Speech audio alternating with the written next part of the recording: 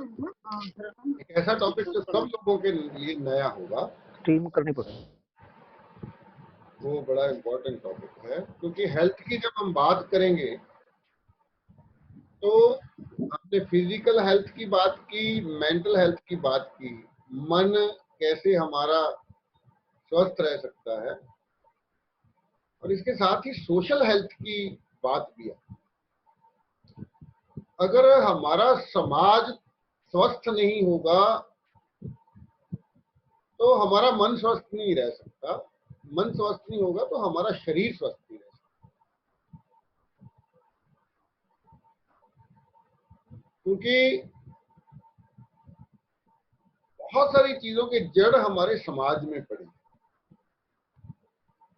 Health को लेकर बात करें तो एक ऐसा चैप्टर है, एक ऐसा पहलू है जिसके बारे में मेडिकल साइंस का कभी ध्यान नहीं गया, और नेचुरोपैथी या आयुर्वेद का भी उस तरफ कभी ध्यान नहीं गया।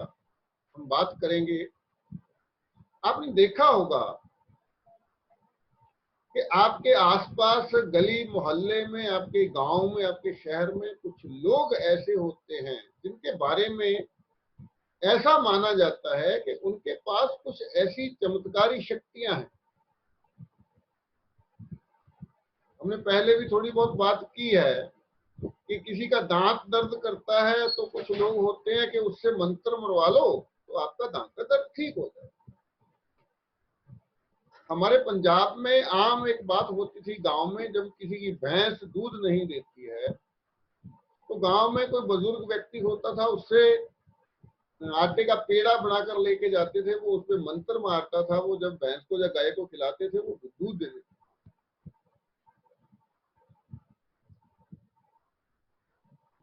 इसके भी आगे कुछ ऐसी समस्याएं होती हैं हमारे समाज में जिनके बारे में हमें समझ नहीं आती, जिनके पीछे कारण क्या है, साइंटिफिक रीजन क्या है, उसकी समझ हमें नहीं आती। हालांकि वो हमारी अज्ञानता की वजह से होता है, क्योंकि इस तरह का कोई सब्जेक्ट हमें पढ़ाया नहीं जाता। अचानक से कोई व्यक्ति ऐसी शिकायत करना शुरू कर देता है कि उसे कोई भूत प्रेत दिखाई देता है। अचानक से कोई व्यक्ति ऐसी शिकायत करना शुरू कर देता है कि उसके फैमिली का कोई सदस्य जो अब इस दुनिया में नहीं है, तो दादा दादी, नाना नानी, जो काफी समय पहले इस दुनिया से जा चुके हैं, वो दिखाई देना शुरू हो जाता है। कुछ लोग होते हैं जिनको बहुत बुरे बुरे सपने आते हैं, उनसे वो बहुत परेशान होते हैं। किसी को सपनों में सांप दिखते हैं, किसी को सपनों में आग दिखती है, किसी को सपनों में अलग अलग तरह की चीजें। तो लोग ये समझते हैं कि ये बीमारी जो शरीर से संबंधित नहीं है, इसका इलाज दवाओं से या किसी और तरीके से नहीं किया जा सकता, इसका इलाज झाड़ फूंक से किया जा सकता है, मंत्रों से किया जा सकता है, टोनों, जो टोना टामन जिसको बोलते हैं, उससे, टोटकों से किया जा सकता है। आज भी हम 21वीं सदी में जी रहे हैं, लेकिन हमारे आसपास बहुत सारे ऐसे लोग मिल जाते हैं तो इस तरह की बीमारियों का इलाज करने का दावा करते हैं। आपने देखा होगा आपके आसपास अगर कोई व्यक्ति ऐसी शिकायत करता है कि उसे भूत दिखाई देता है, उसे प्रेत दिखाई देता है, तो लोग उसे डॉक्टर के पास नहीं लेकर जाते।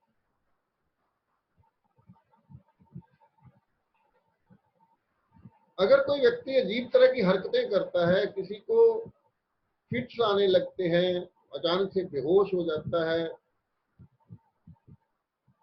और या वो बदली हुई आवाज में बोलना शुरू कर देता है। कुछ लोग ऐसे होते हैं जो अपनी आवाज में नहीं, कुछ समय के लिए किसी और आवाज में बोलना शुरू कर देते हैं, तो लोग मान लेते हैं कि इसमें किसी का भूत एंटर कर गया है और उसी की आवाज में ये बोल रहा है। फिल्मों में बहुत ऐसी चीजें दिखाई जाती हैं। तो ऐसे मामलों में लोग ये सोचते हैं कि इनका इलाज किसी डॉक्टर के पास नहीं है, तो उनको आसपास में कोई ना कोई झाड़ फूंक करने वाला, कोई ओझा, कोई तांत्रिक, कोई बाबा, इस तरह के लोग होते हैं जो उनके पास ले जाएगा। और आपने देखा होगा तो कुछ लोग चमत्कारिक तरीके से ठीक भी हो जाते हैं।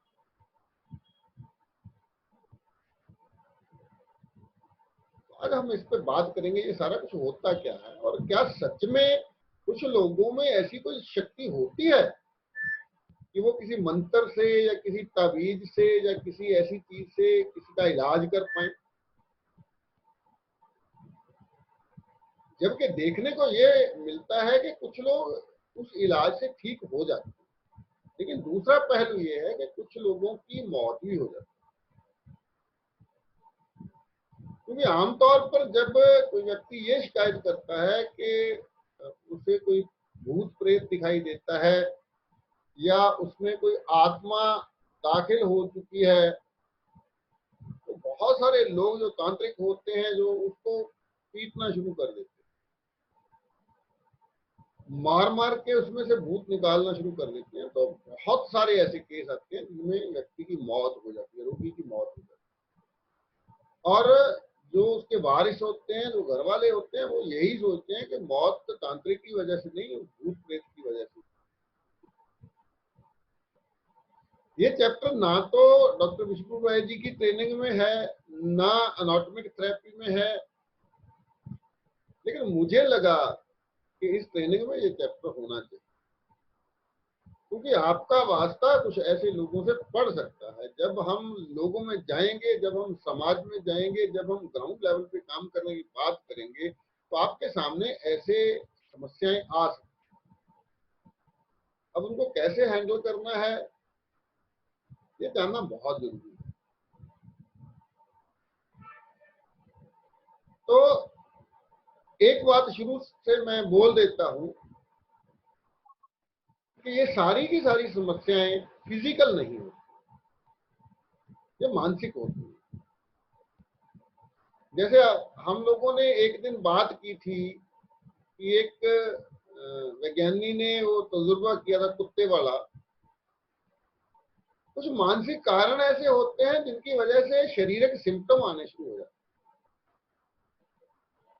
आपने देखा होगा कुछ लोग नींद में चलते हैं, आराम से सोया पड़ा है कोई व्यक्ति, वो उठता है, जाता है किचन में, फ्रिज खोलता है, पानी का गिलास भर के पीता है और फिर जाके सो जाता है। सुबह उसे पता नहीं चलता कि मैंने क्या किया। घर का कोई सदस्य अगर उसको देख रहा होता है तो वो बताता है उसको कि ऐसे ऐसे तू उठा था, रात को पानी पिया था, उसको याद नहीं। हमारे यहाँ तो कई बार लोग छतों पे सोते हैं। गर्मियों के दिनों में घर में जब पंखे वगैरह नहीं होते थे तो छत पे सोते थे बहुत सारे लोग, आज भी सोते हैं। तो कुछ लोग रात को उठते थे, अपना बिस्तर बगल में लेते थे इकट्ठा करके और नीचे आकर सो जाते थे और उनको पता ही नहीं चलता। लेकिन एक बात तय होती है कि वो व्यक्ति ना गिरता है, ना उसको ठेडा लगता है, ना उसको कोई चोट लगती है। इसका मतलब उसे साफ दिखाई दे रहा। ऐसी बहुत सी घटनाएं हैं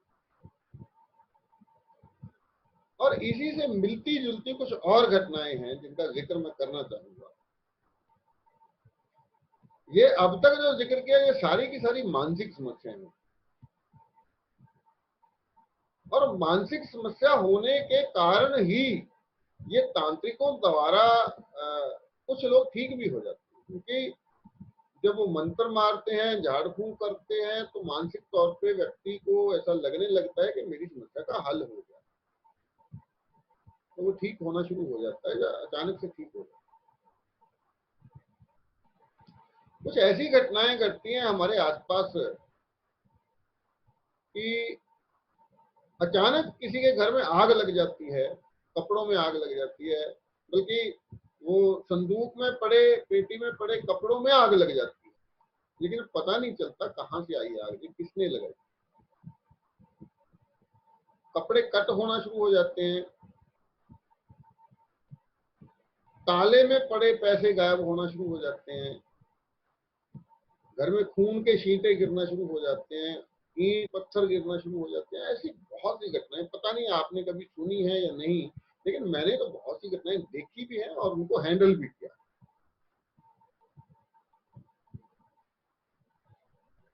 तो पहले हम उन कारणों पर बात करेंगे जो मानसिक समस्याएं हैं। हमारा मन बहुत चंचल है, मानव मन बहुत चंचल है। बहुत सी चीजें जो हमारे साथ जो घटनाएं घटती हैं वो हमारे सबकॉन्शियस माइंड में स्टोर होती है, इसीलिए वो काफी समय बाद भी हमें याद रहती है। तो पूरी की पूरी घटनाएं स्टोर होती है। कभी कभी ऐसा होता है कि हमारा सबकॉन्शियस माइंड हमारे कॉन्शियस माइंड पे भारी पड़ जाता है। मतलब कॉन्शियस माइंड पैसिव हो जाता है और सबकॉन्शियस माइंड एक्टिव हो जाता है। उसमें जो स्टोर चीजें हैं उनमें से जिस चीज का प्रभाव ज्यादा होता है या वो व्यक्ति जिस बात पे ज्यादा ध्यान देता है वो उन्हीं चीजों को दोहराना शुरू कर देता है। बहुत बार आपने सुना होगा लोग बोलते हैं कि सपने सच होते हैं, या सुबह सुबह का सपना हमेशा सच हो जाता है। असलियत ये है कि सपना हमेशा सच होता है, फ्यूचर में सच नहीं होता, वो पास्ट में सच हो चुका होता है।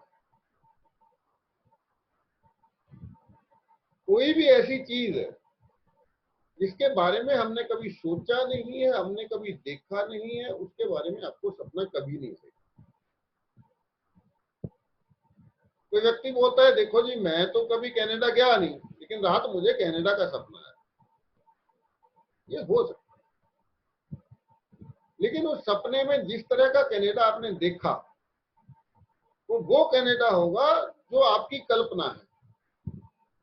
वो एक्चुअल जैसा कनाडा है, जैसी वहां की सड़कें हैं, जैसी वहां की गाड़ियां हैं, वो उससे मैच खाता हुआ नहीं होगा अगर आप वहां जाकर नहीं आए हैं। अगर केवल आपने कनाडा की कल्पना की है तो जो कनाडा के बारे में आपको सपना आएगा उस सपने में जो चीजें आप देखेंगे वो उन रियल चीजों जैसी नहीं होंगी, क्योंकि रियली आपने उनको कभी देखा ही नहीं।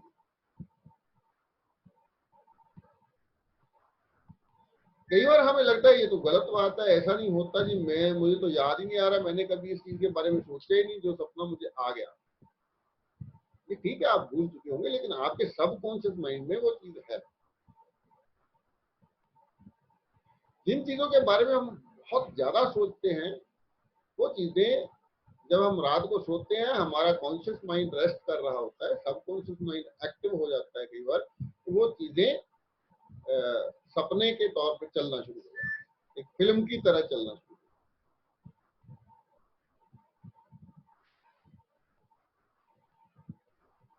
कुछ लोगों ने देखा होगा कि सपने में आप भाग रहे हैं लेकिन भागा नहीं जा रहा, पसीना आया होता है, जब जाग खुलती है तो पसीना आया होता है, काफी घबराहट भी होती है।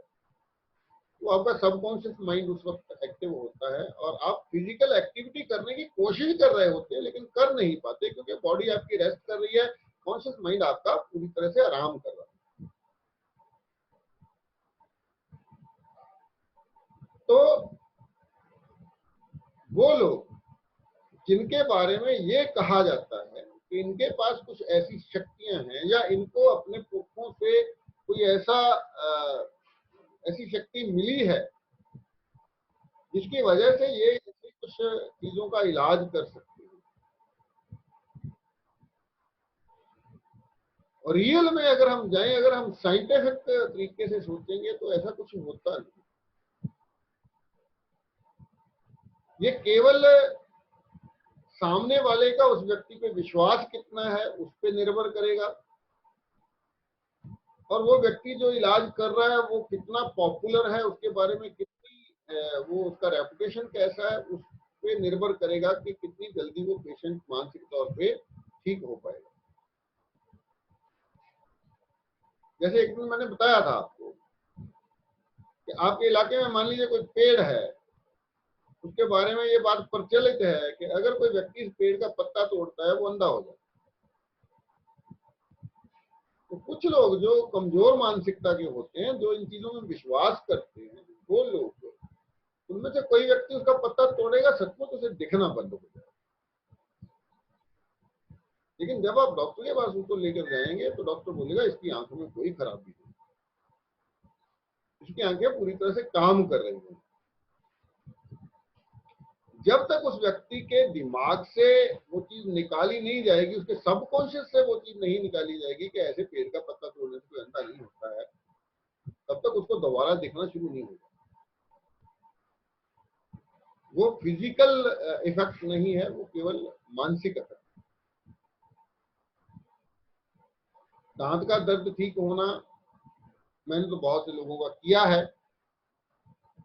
आप भी कर सकते हैं, लेकिन उसके लिए आपको पहले एक वो करना होगा कि हाँ मेरे को ये मिला है, ये पावर मेरे को मिली है।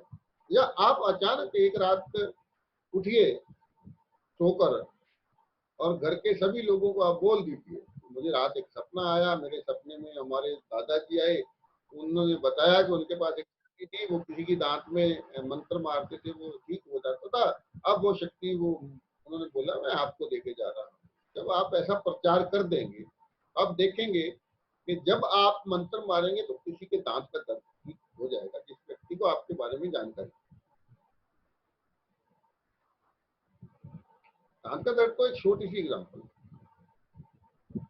अब ये तो मानव की बात हुई, मनुष्य तो ठीक है मानसिक तौर पे हो जाता है। तो जो पहले मैंने बोला कि गाय को भैंस को एक आटे का पेड़ा मंत्र मार के दिया जाता है, वो दूध दे देती है। उसके पीछे रीजन क्या होता है कि गाय या भैंस जिसका काम दूध देना है, वो अचानक एक दिन दूध नहीं दे रही है। उसके पीछे कारण क्या है? या तो उस दिन उसको चारा अच्छे से नहीं डला है, उसको पानी अच्छे से नहीं पिलाया गया है, उसको सेवा नहीं की गई है, जिसकी वजह से वो दूध नहीं दे रही है, वो नाराज है।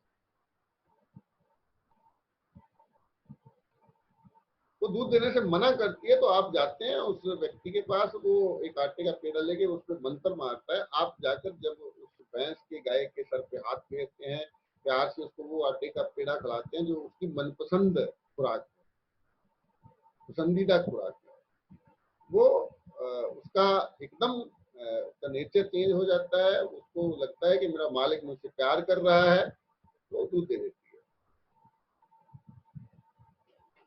मंत्र का इसमें कोई योग नहीं। आप बिना मंत्र मारे भी एक आटे का अच्छा सा पेड़ा बनाकर उसको देंगे, थोड़ा अच्छा चारा डालेंगे, थोड़ी उसकी सेवा करेंगे, तो कुछ समय बाद वो दूध दे देगा। अभी कुछ लोगों को आप ऐसा लग सकता है कि ये तो ऐसी बातें हैं जिन पे विश्वास करना आसान नहीं, लेकिन ये सच है। अगर आप ऐसे व्यक्ति को, जो व्यक्ति बोलता है कि मुझे भूत प्रेत दिखाई दे रहा है, उसको किसी साइकेट्रिस्ट के पास लेकर जाएंगे, किसी ओझा या तांत्रिक के पास लेकर जाने की बजाय किसी साइकेट्रिस्ट के पास, किसी मनोरोग माहिर डॉक्टर के पास लेकर जाएंगे, तो उसको समझ आता है कि ये सबकॉन्शियस माइंड इसका डिस्टर्ब है।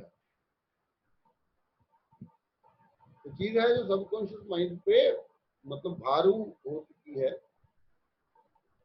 तो वो क्या करेगा, उसके पास और कोई चारा नहीं है, वो कुछ ऐसी दवाएं देगा जिससे वो सोया रहे, ज्यादा समय तक सोया रहे। उसका जो एक्टिव सबकॉन्शियस माइंड है वो थोड़ा पैसिव हो जाए। ऐसे मरीज आप देखेंगे जो साइकेट्रिस्ट के पास जाते हैं, वो दवा लेकर आते हैं तो ज्यादा समय सोए रहते हैं। तो कारण यही है कि उनको ज्यादा समय रेस्ट दी जाती है, थोड़े समय बाद वो चीज भूल जाते हैं, कुछ समय बाद तो उनकी समस्या हल हो जाती है। तो इसका एक दूसरा तरीका है जो आमतौर पर साइकेट्रिस्ट उसको उस रास्ते पे जाते नहीं। वो क्या है कि केवल काउंसलिंग के जरिए उस व्यक्ति को समझाकर या हिप्नोटिज्म के रास्ते उसके सबकॉन्शियस माइंड से वो बात निकाली जा सकती है। तो बिना दवा के, किसी भी तरह की दवा दिए बिना उस पेशेंट को ठीक किया। असल में वो एक मरीज ही होता है, वो मानसिक रोगी होता है। उसे हमें एक रोग के तौर पे ही लेना चाहिए। लेकिन अगर हम बोलेंगे कि डीआईपी डाइट उसको दे दें तो ठीक हो जाएगा, तो डीआईपी डाइट से वो ठीक नहीं। डीआईपी डाइट से उसकी कुछ और फिजिकल समस्याएं होंगी, वो ठीक हो जाएंगी, सेटल हो जाएंगी। लेकिन जो उसकी मानसिक समस्या है वो उसको मानसिक तौर पे हैंडल करना होगा, तभी ठीक होगा। तो इतने सारे किस्से हैं, इतनी सारी कहानियां हैं, या इतने सारे केस हैं जो हमने हैंडल किए हैं। मैंने पर्सनली खुद हैंडल किए हैं। एक एक को सुनाने लगे कई दिन लगेंगे, या अगर लिखने लगे तो एक बहुत बड़ी किताब लिखी जाए। उस किस्से में आपको सुनाऊंगा, क्योंकि मोस्टली ऐसे मरीजों का या ऐसे जो मामले होते हैं, हमें कमिट करना होता है पर्सन के साथ कि हम किसी को बताएंगे कि आपका ये राज राज रहेगा। ऐसा विश्वास में लेने के बाद ही वो व्यक्ति अपनी प्रॉब्लम के बारे में बता।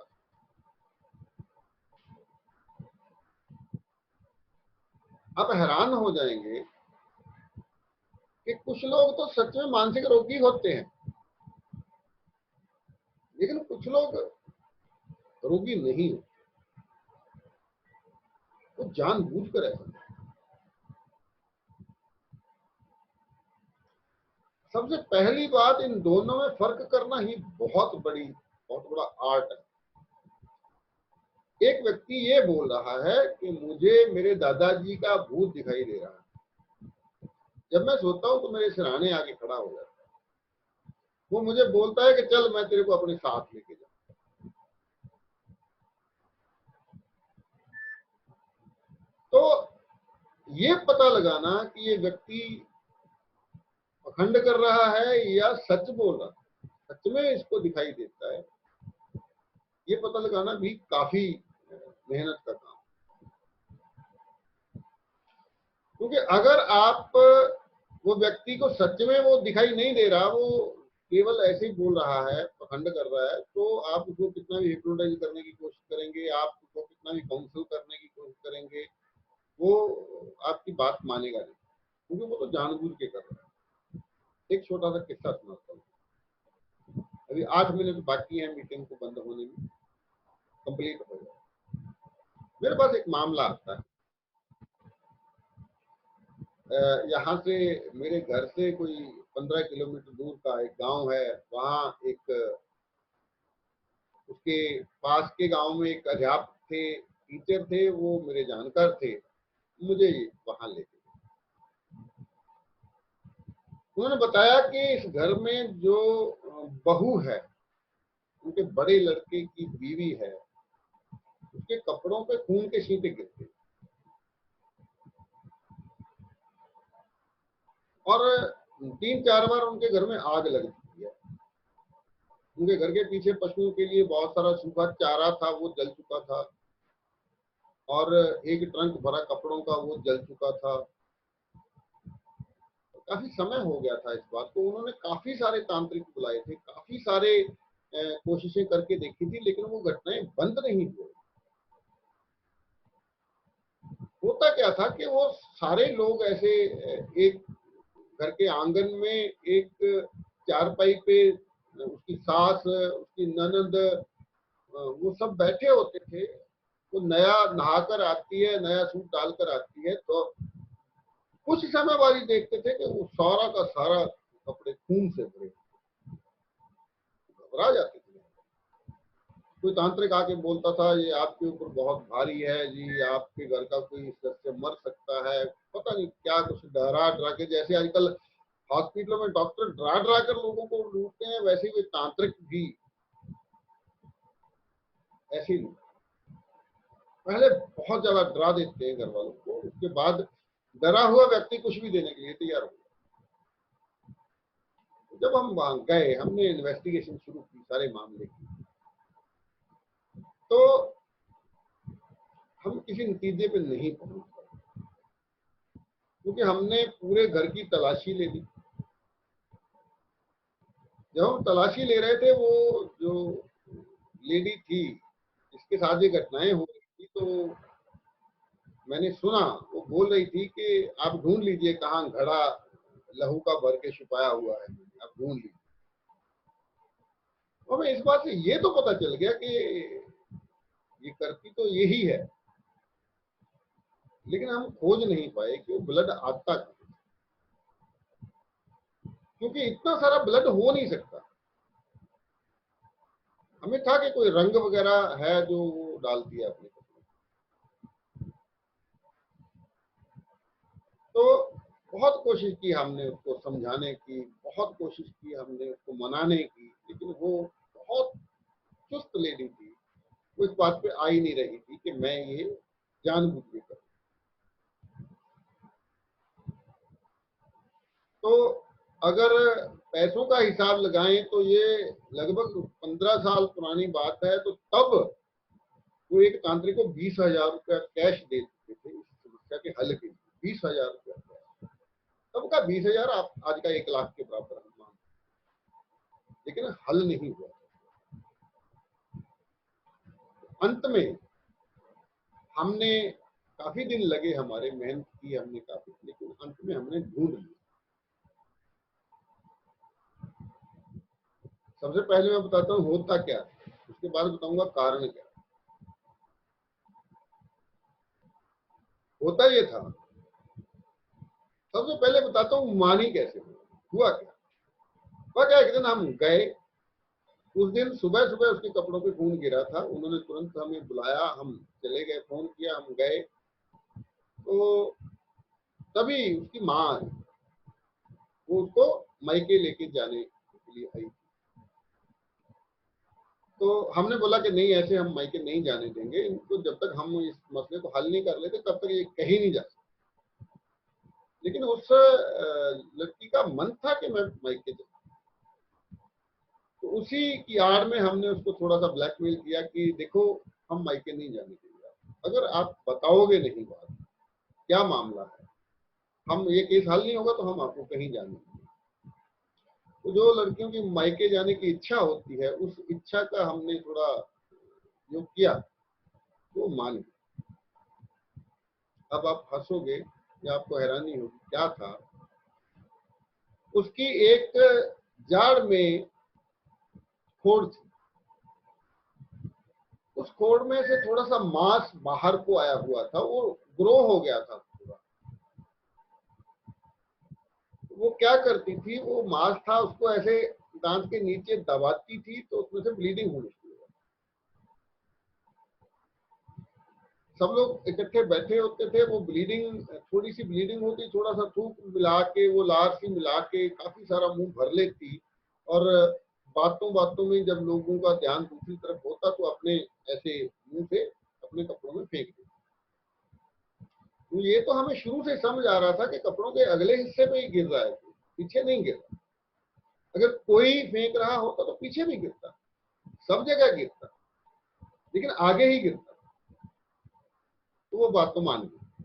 अब क्यों करती है, क्यों करती है जी, मेरी सास मेरे साथ अच्छा बिहेव नहीं करती है, वो मुझे नौकरों की तरह काम करवाती है, इसलिए मैंने उसको सबक सिखाने की, घर में आग लगाई, 2-3 बार कपड़े जलाए। और ये उसे खुशी मिलती थी जब घर वाले परेशान हो, उसे खुशी मिलती थी जब घर वाले दौड़ भाग कर तांत्रिकों को पैसा दे देकर लाते थे, उसे मन को सुकून मिलता। उसे समझाया, समझाने के बाद उसकी थोड़ी सेटलमेंट करवाई सास के साथ, उसके बाद वो घटनाएं बंद हो। लेकिन ऐसा नहीं है, अगर हम उन घर वालों को बता देते कि ये जानबूझकर कर दी, तो उसका उस घर में बसना बहुत मुश्किल होगा। उसका पति ही उसको नहीं रखता, क्योंकि घर का बहुत सारा नुकसान हो।